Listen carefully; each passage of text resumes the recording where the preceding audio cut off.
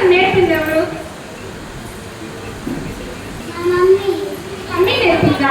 మా సుబ్బారావు గారు మాస్టర్ పేరు చెప్పరా? సుబ్బారావు గారు మాస్టర్ నేర్పించలేదా?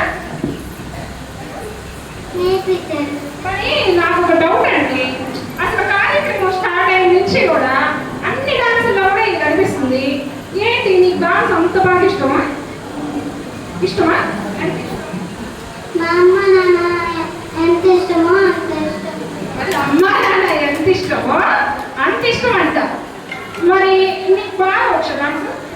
నీకు డాన్స్ బాగా వచ్చు? మరి నాకు ఒక స్టెప్ నేర్పిస్తావా? ఏం స్టెప్ నేర్పుతావు? ఆ స్టెప్ నేర్పిస్తావా?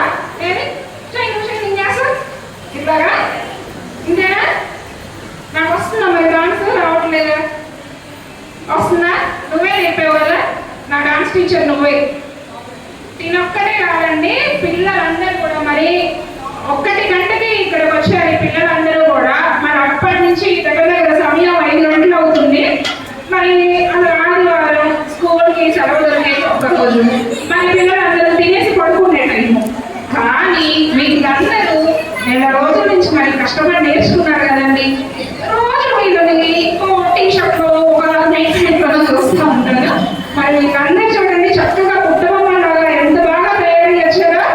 మీ అందరికీ డాన్స్ బాగా ఇష్టం కదా? ఓకే, మనం సత్యరాజ అమ్మమ్మని అడిగి సంవత్సరంలో